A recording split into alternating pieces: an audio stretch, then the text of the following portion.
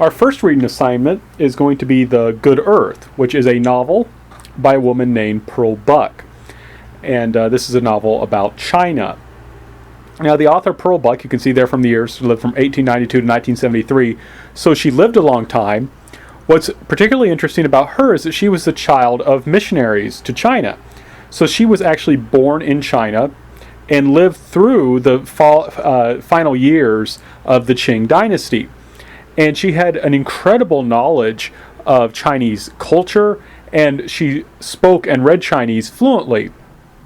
And this is what's really important in many ways about her, and why I think it's good to read a book by her, is that she was someone who was living really deeply in Chinese culture, while at the same time was someone who was still an American.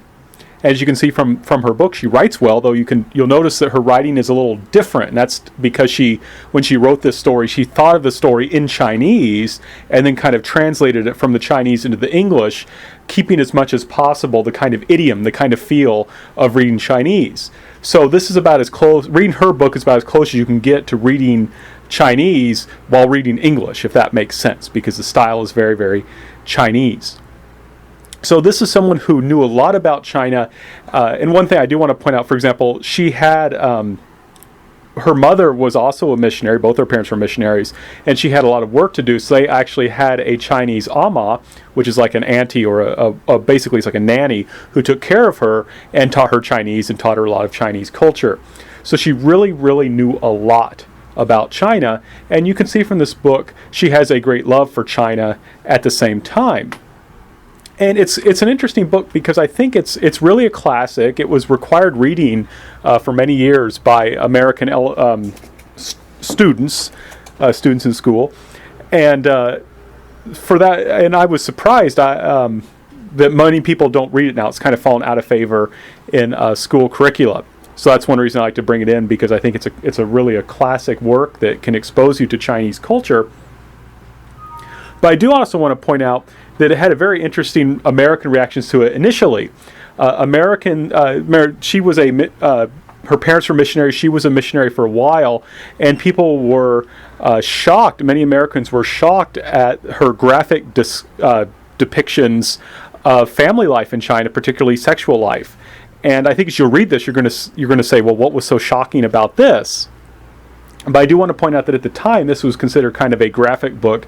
I don't think it is particularly, but it does give you a feel for what it was like to be a Chinese peasant in the late Qing dynasty. What's very sad is the Chinese reactions to this book. Many Chinese people did not like this book because it was so honest, in a sense, that they had wanted to...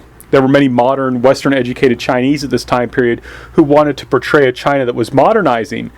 And they saw the peasants as the people who were kind of opposed to modernization.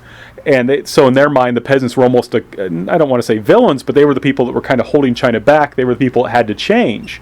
Whereas Pearl Buck, when she depicts the peasants, they are the heroes of this novel, and she really embraces their values. And really, even though she sometimes is critical, you can tell she has a great affection for the Chinese people.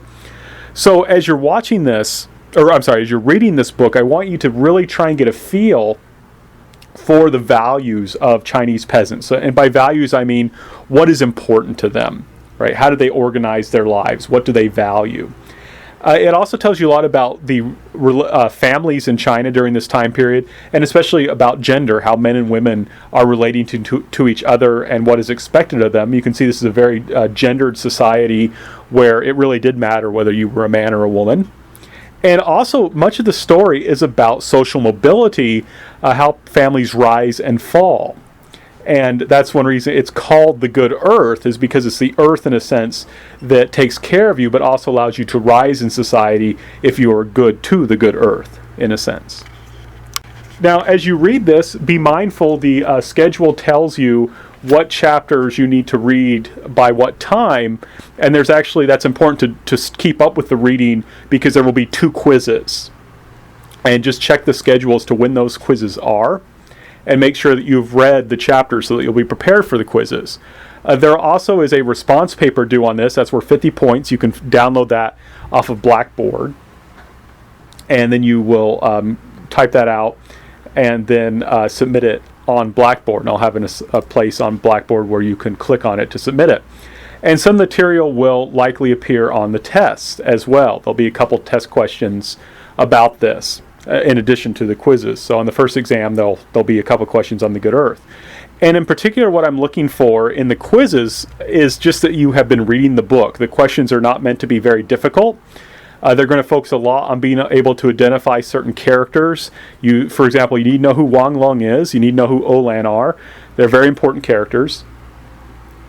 You need to know who Wang Lung's uncle is, and so forth. You need to know details about his children. I'm not going to be nitpicky, but I need to see that you have indeed read and understand the book.